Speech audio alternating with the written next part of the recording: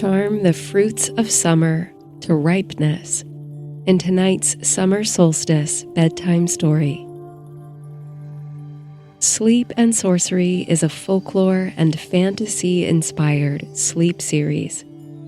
My name is Laurel, and I'll be your guide on tonight's fantastical journey. Sleep and Sorcery is one part bedtime story, one part guided meditation, and one part dreamy adventure. Follow along with my voice for as long as you like. And when you're ready, feel free to let go of the story and relax into sleep. If you're still awake as the story concludes, I'll guide you through a relaxing visualization to welcome summer.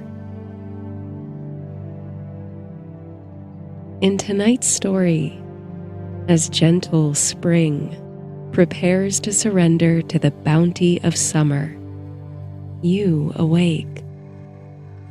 You are the fruit fairy, and you wind your way across the land with an ever-growing entourage of birds, animals, and insects, all charmed by the music you make. Your song of summer has the power to make the whole earth dance and yield its ripe fruits. A note for listeners: this story contains some descriptions of wine consumption and intoxication. This is done with an eye to poetic and mythological parallels, but if you would prefer to avoid any references to alcohol, listener discretion is advised.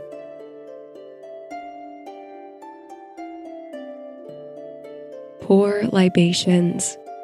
Cover your head with ivy.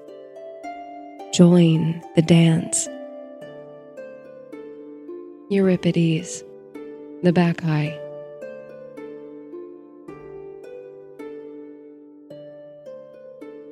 Oh, heavy is the sleep that clouds the eyes of those who wake in late spring. Already the lilac has come and gone, only the ghost of her perfume lingers. Crocus and snowdrop were the first to wake, and now they too have receded back to the underworld of soil and sleep. The once vibrant azalea drops her rotting blossoms. But fear not, lazy bones, late riser, for though you may have missed the first flush of color to brighten the earth after a long season of snow, you are just in time for the symphony of summer. Poppies shuffle off their shrouds to stretch their wrinkled paper petals. Snapdragons, foxgloves, and stargazer lilies climb ever upward. The breeze is redolent of honeysuckle and rose. New generations of rabbits and deer and starlings and waxwings are finding their footing and flight. In the cacophony of life and growth that heralds the doorway of summer, even you, perhaps the heaviest sleeper on earth, cannot help but stir, stretch wide your arms, and brush the sleep from your eyes. Somewhere in the world, perhaps in the snug bell of a foxglove, your cousin, the flower fairy, must be closing their eyes now, having thawed the frozen soil, called down the rain, and ushered in a splendid spring. Their work is done. It comes to you now, the steward of summer's blessings and bounty. Is it wrong if it's never felt like work to you? This is summer, the time for play. So, sleepyhead, arise. The whole world is waiting for you. You and the sun are waking at the same time. This will be a long day, one of the longest, and you intend to fill every moment of it with dizzy delight. So, hazy and languid as you are, you mustn't waste the tender morning. Emerging from the shaded soil of the strawberry patch, you shake sleep from your wings. Plucking a scarlet honeysuckle from the nearby vine, you pull on the delicate thread to unearth a golden drop of nectar. It hits your tongue like liquid sunshine. You close your eyes and sweetly savor it. You regard the spent bloom in your hands, a narrow, trumpet-shaped throat of brilliant fuchsia, from which the thready stamens reach. These flowers may prove useful for your travails, you think. You carefully pluck the threads from the flower and store them at your belt. Then, hold the blossom to your lips and blow. The honeysuckle horn transforms your breath to music, a ringing note so pure it seems to harmonize with the frequency of the morning, bringing beads of dew to shudder on the petals of primroses. It's clear and cautious, the first note of summer, containing all the stored energy and breath of the previous seasons. It is an exhale, an embrace of the potential exuberance ahead, a clearing out of old energy. It is beautiful. It gives you goosebumps, and yet you still think you can do a little bit better. Limbs loosening after months of slumber, you climb the fragrant honeysuckle vine to pluck another flower. This one slightly wider at the throat than the last.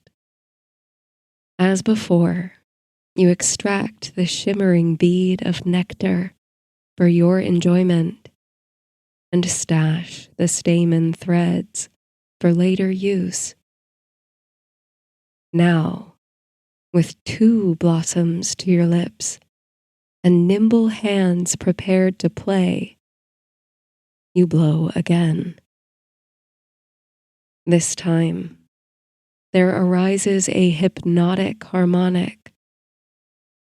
2 notes, equally sweet in isolation, but together, the combined effect makes you shiver. A wind rises and tickles the back of your neck. The echo of the notes gives way to a swelling buzz of bees. The sun inches above the horizon, as if straining to look upon your cluster of vines. There, you say, your body still humming with the vibrations of those 2 strange and sweet notes. Let the summoning of summer begin. The bees have already heard your call, and the hummingbirds too. On spirals of breeze they flutter and float into view. The hummingbirds, with wings ablur and iridescent, bees fuzzy and nectar bound. You kick off from the vines and set your wings to whirring too. You lift the honeysuckle instrument to your lips again and begin to play, experimenting at first, then gaining strength and composure.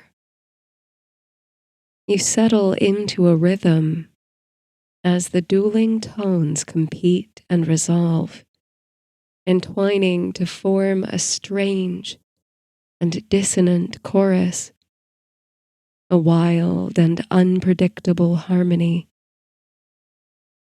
The music is at once resonant and uplifting.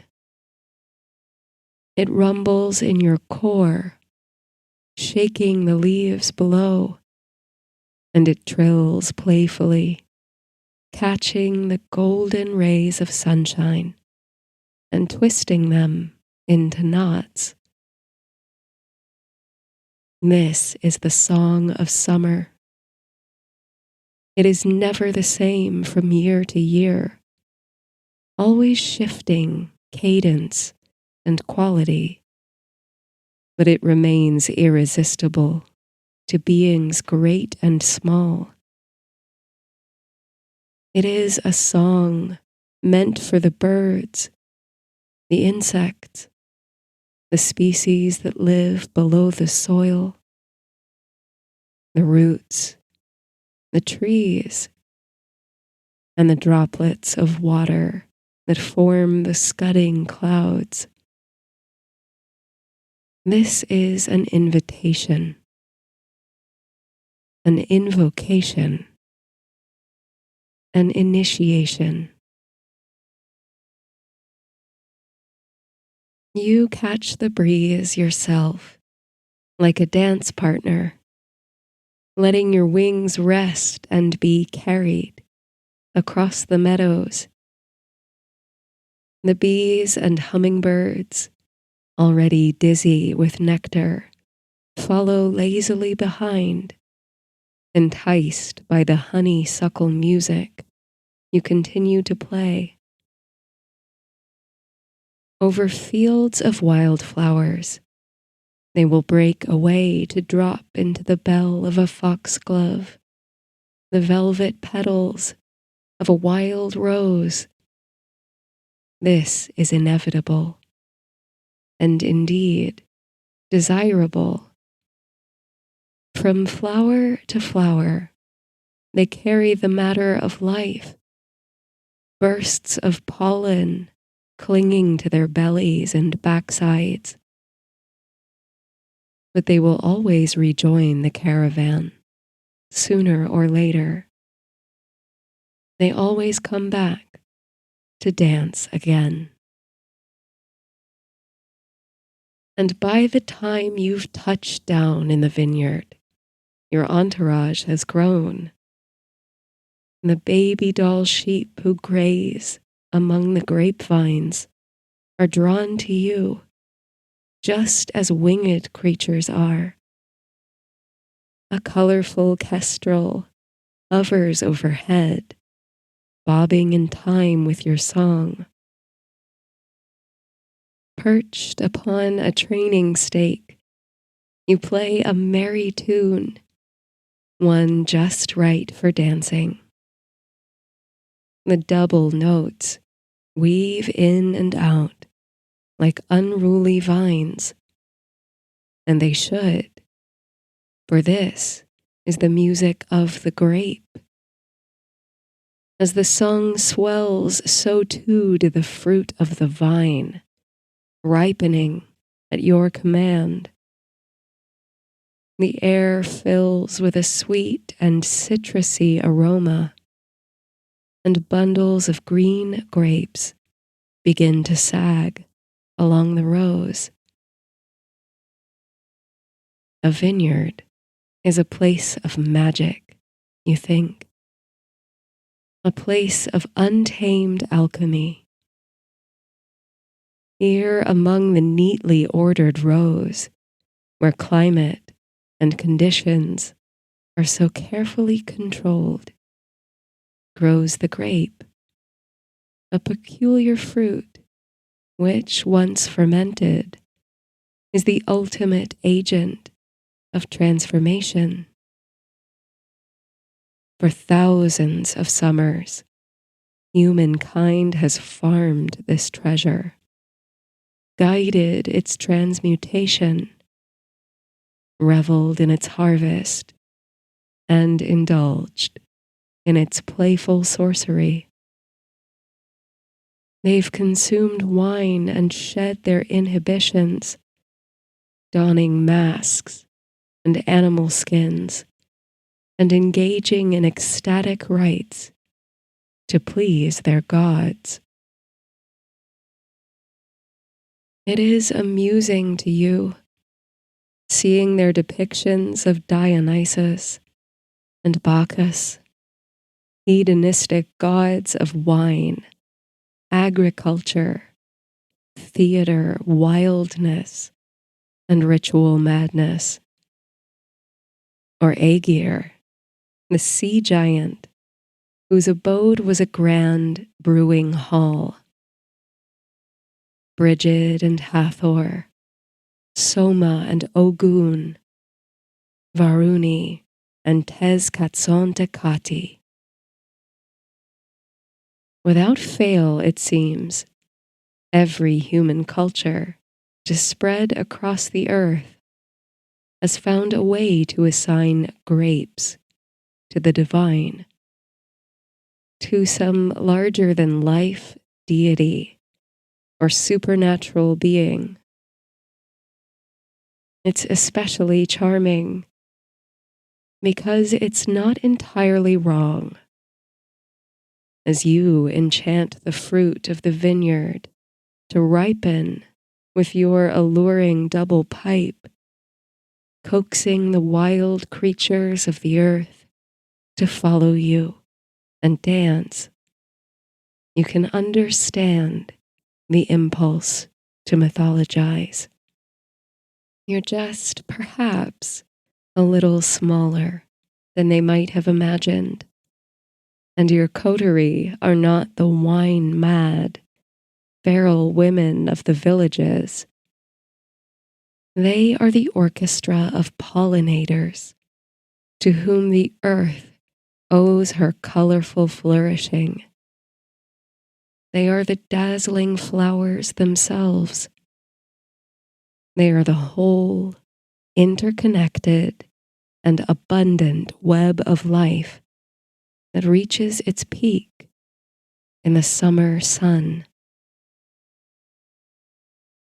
And now, as you play your enchanting music among the vines and swelling grapes, your numbers grow.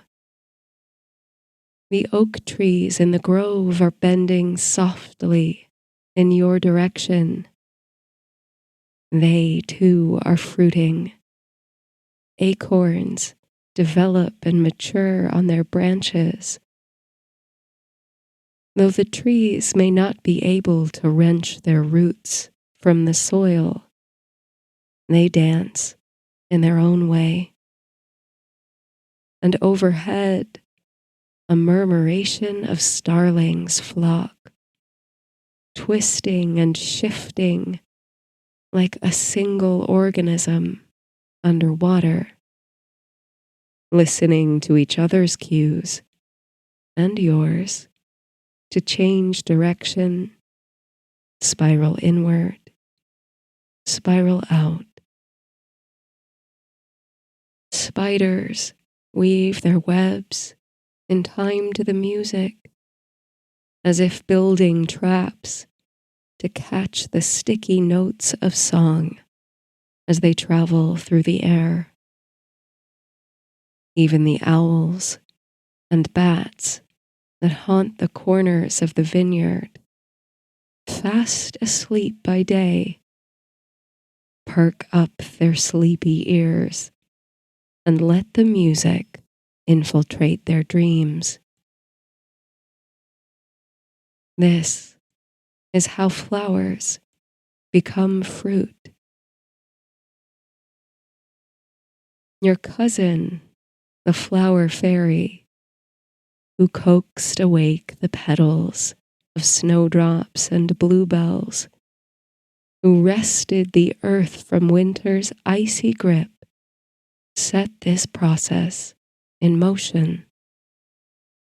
But the next step, the culmination in your eyes, is not something you can do alone. If the spoils of the earth are to come to fruition, bonds must be forged. It must be done together. Which is why the music of your double pipe, the honeysuckle sweetness of it, could never be enough, not on its own.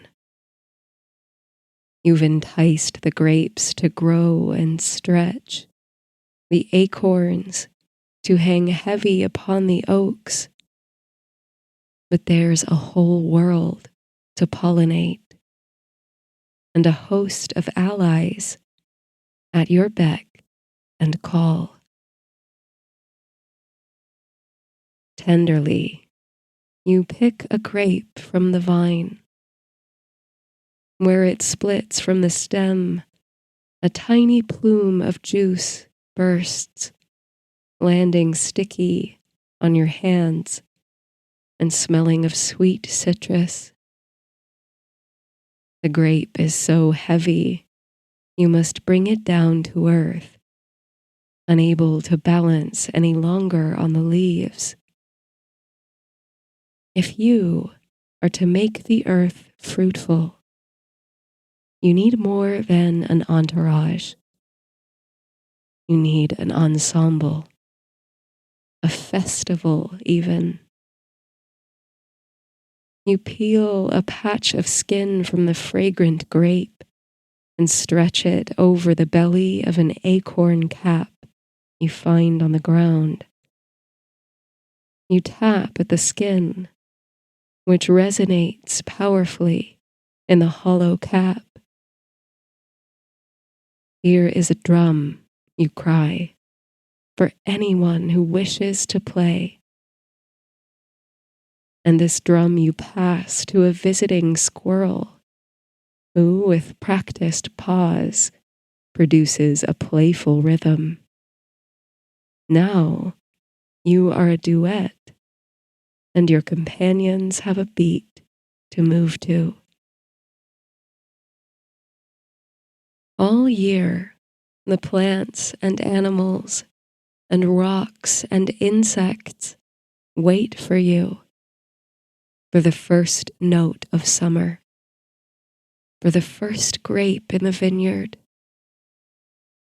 For 3 seasons they make their homes, they shelter their families, they birth their young. But when the song of summer starts to play, they cast aside their obligations and run wild. They take up instruments and dance. The younger generations, brought forth in the spring, know you only from the stories their elders tell. In their eyes, as summer ripens, you see wonder and mystery glow. And in the veterans who reluctantly leave your side as the leaves begin to fall, you see renewed wildness and ecstasy. so you go across the fields and orchards. You play the peaches ripe until you and your company are frenzied with the intoxicating perfume. With the honeysuckle threads you saved, you string a cherry stem into a harp, presenting this to the spotted toad who's just joined your circle. He plucks the strings which quiver and resound through the trees and grasses. On together you dance, toes in the soil, wings in the wind, waves in the water. Everywhere you go, your music delights the flowers, brings the fruits to ripen. Peaches, pears, cherries, and chestnuts. You pull garlands of ivy from the trunks of trees and dress your heads with wreaths of it. Everywhere you go, more creatures join the dance. Sparrows, damselflies, frogs, and wildcats. You build more instruments of music so that anyone with breath or beating heart can play along. Pipes of fennel and reeds, drums and horns built of flowers and shells. In the lulling sweetness of the music, there are no predators nor prey. There are only fellow limbs of one spiraling constellation of dance. Together you are like the murmuration of starlings, united, of one mind, even as more and more join the fold, twisting and shuddering like the strings of the honeysuckle harp. Though you are the initiator, and you hold your instrument aloft like a conductor's wand, this ensemble is self-organizing. It has no cosmic band leader. Every entity who joins the dance invisibly tethers themselves to 7 neighbors, sensitive to the subtlest of swishes. You ring against each other like tuning forks, echolocators, attracting and repelling within the magnetic spiral. You tramp across the land, you band of playful merrymakers, leaving toadstools in your wake, the fruiting bodies of a subterranean kingdom, arranged according to some sublime and unexplained symmetry. The sunlight on your skin is a curious potion. It makes you lightheaded and giddy, makes you sleepy and restless. It is one of the great magics of summer, how the light and heat of the sun amplify the season's enchantment, amplify sensation. In the warm and golden air, scent and sound travel faster. Sap and honey flow more freely. Water sparkles in the stream with a brilliance almost impossible to behold. All the inhabitants of earth are wider awake, and yet They sleep the deepest in the summer, and under the inescapable sun, the burning agent of life and bounty, wildness takes over.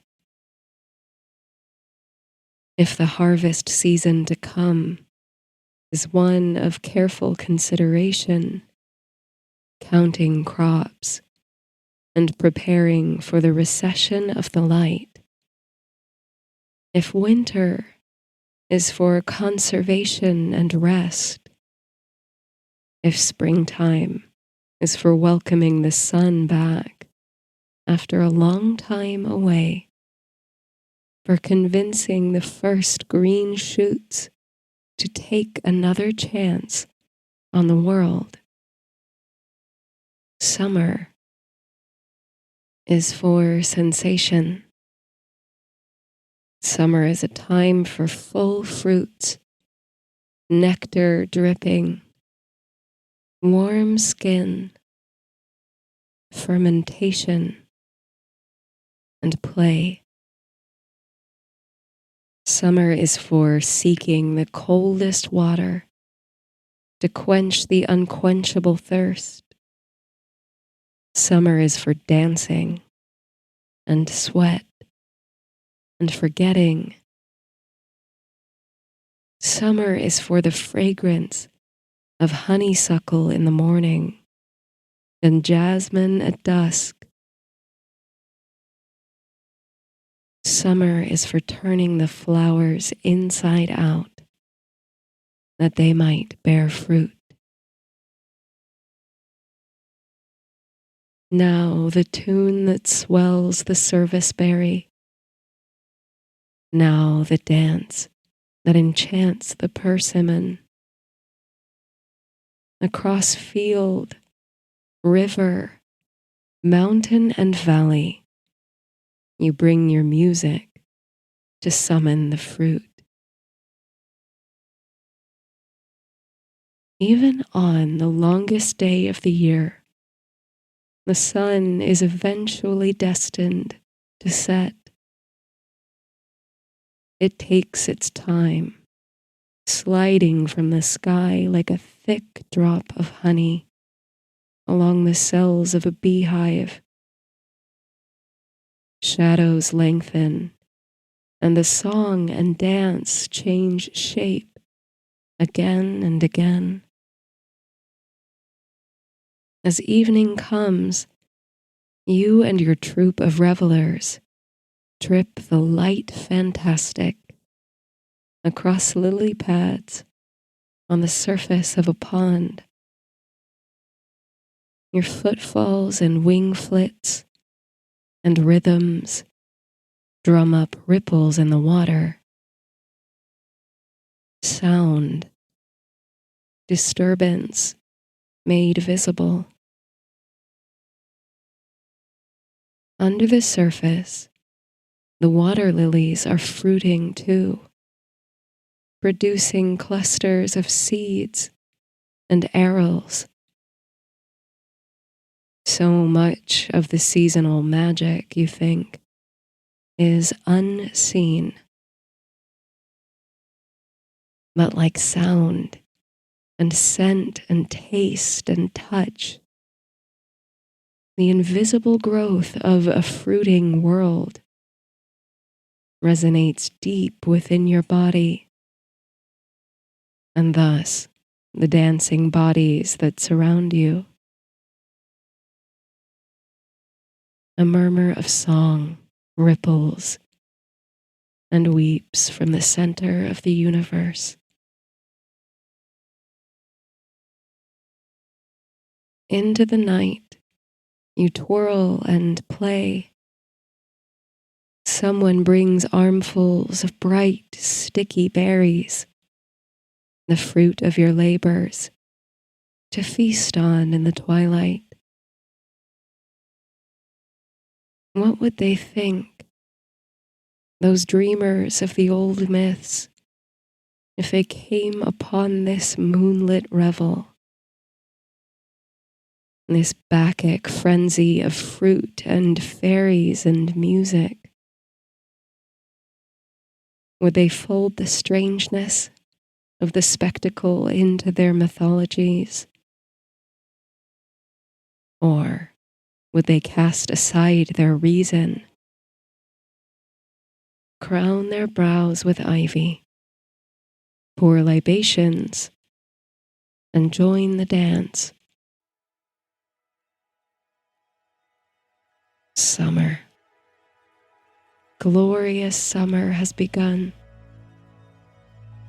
This is only the invitation, the invocation, the initiation. A season of splendor and epiphany awaits. You raise your splintered honeysuckle pipe to the sky like a wand. Throw your head back and release a feral sound. Unbridled, your voice breaks in the night like a howl, and the others join, your friends, your allies, letting loose their hollers and songs, bellowing and braying and breathing together.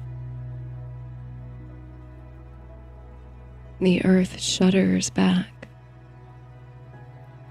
becomes fruitful, and on and ever. Together, you dance.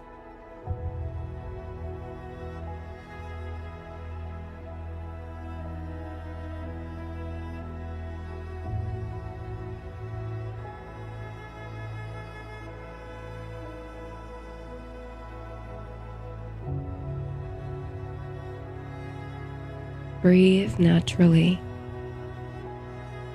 letting your body sink into the surface that supports you, tuning into every sensation,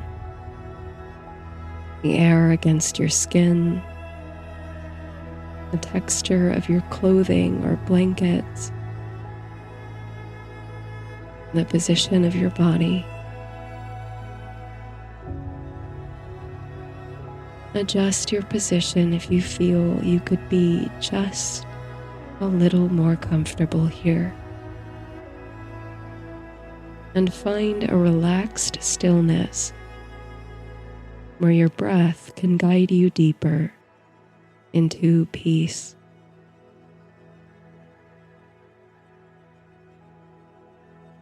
As summer ripens in the northern hemisphere, and we approach the summer solstice, the longest day of the year,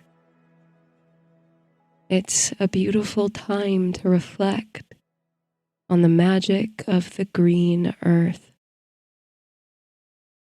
all the wonders that surround us, that move through us, the natural systems in which we are embedded. It's a time to savor sensation, the warmth of the sun, the smell of flowers, the taste of fresh fruit, the bounty of color, the music of the birds and the wind. Summer is a time of intense activity, when the whole world is buzzing with life. And it is also a season that welcomes withdrawal from the rigid structures of modern existence. We are invited back into communion with the world outside our walls, tempted by trees and shade, called to the water invited to dig our feet into sand or dance barefoot on dewy grass.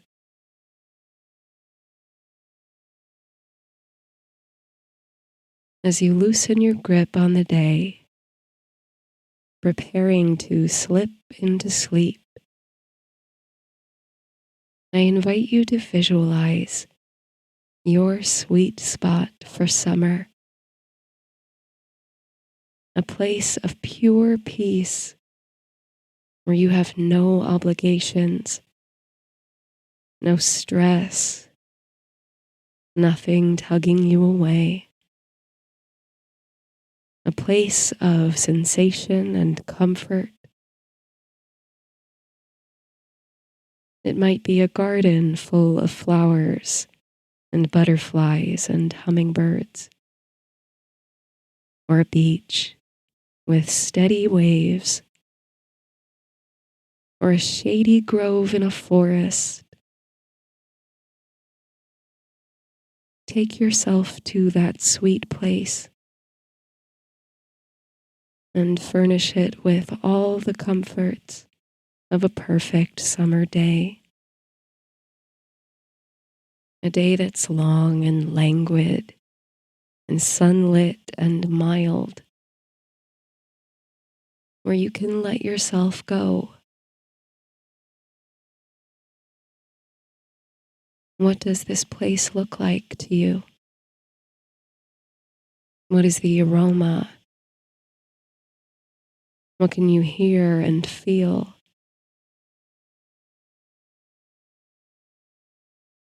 Soften.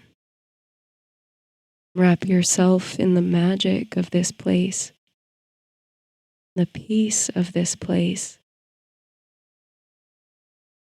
the buzz of life all around you. There's nothing you need to do right now but tune in to the sensation, to the enchantment of this summer haven.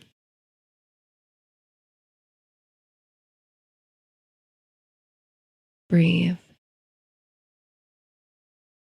and relax into your sweet spot. Let your body fill with inner light and warmth, as if the gentlest drop of sunlight,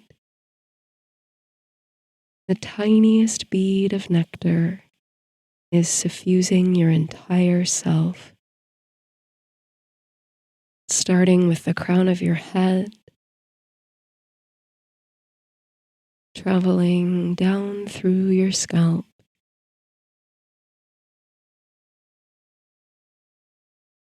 your face,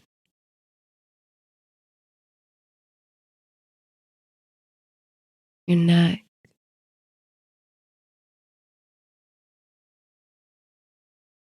your shoulders, your arms,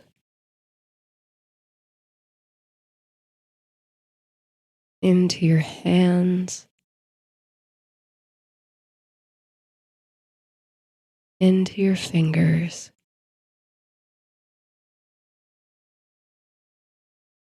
The warmth and inner light filling your chest, radiating outward,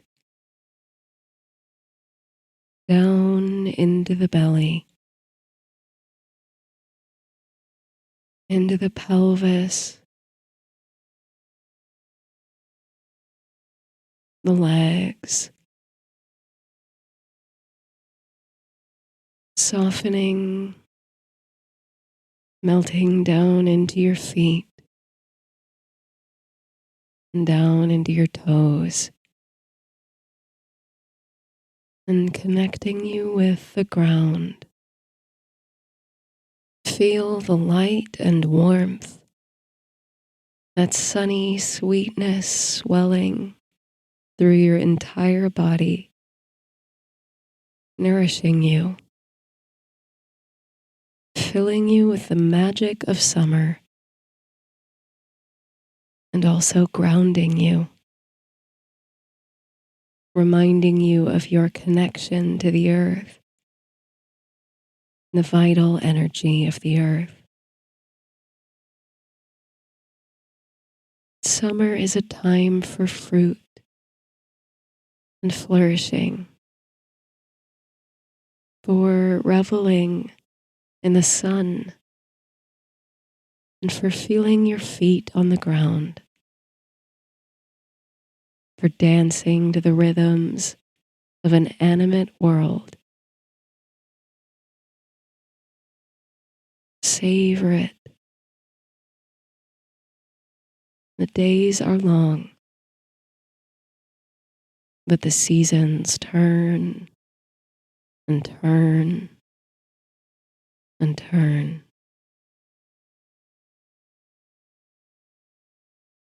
Wishing you blessings, joy, music, wisdom, and play in the months ahead. Blessed be.